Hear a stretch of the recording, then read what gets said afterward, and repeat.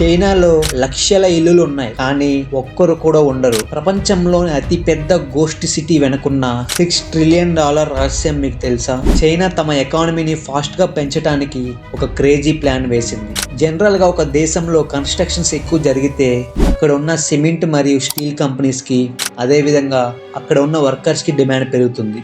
Same అదే logic తో China కూడా రియల్ ఎస్టేట్ పెరిగితే వాళ్ళ జీడిపి కూడా ఆటోమేటిక్ గా పెరుగుతుందని నమ్మింది. అందుకే అక్కడ కంపెనీస్ అవసరం లేకపోయినా లక్షల కోట్లు ఖర్చు పెట్టి పెద్ద పెద్ద బిల్డింగ్స్ మరియు మాల్స్ కట్టారు. దీనివల్ల జీడిపి నెంబర్స్ పేపర్ మీద చాలా గొప్పగా కనిపించాయి, కానీ గ్రౌండ్ రియాలిటీ మాత్రం వేరేలా ఉంది. కట్ చేస్తే ఇప్పుడు ఆ బిల్డింగ్స్ తో ఉండటానికి జనమే లేరు. చైనాలో ఇప్పుడు ఉన్న ఖాళీ ఇళ్లలో జర్మనీ కంట్రీ పాపులేషన్ మొత్తం ఉండొచ్చు, కానీ ఇప్పుడు అవి కేవలం ఖాళీ స్కై స్క్రాపర్స్ ఉన్న గోస్ట్ సిటీస్ గా మారిపోయాయి. ఇది కేవలం బిల్డింగ్ విషయం మాత్రమే కాదు, లక్షల కోట్లు అప్పు చేసి ఈ సిటీస్ ని కట్టారు. ఇప్పుడు ఆ అప్పు తీర్చలేక China's biggest real estate companies అన్ని బ్యాంక్రప్ట్ అయిపోతున్నాయి. ఇన్ఫ్రాస్ట్రక్చర్ అంటే డెవలప్మెంటా, లేక ఇట్లా వేస్ట్ గా కట్టి అప్పుల పాలవటమా? చైనా తీసుకున్న ఈ డిసిషన్ కరెక్టేనా?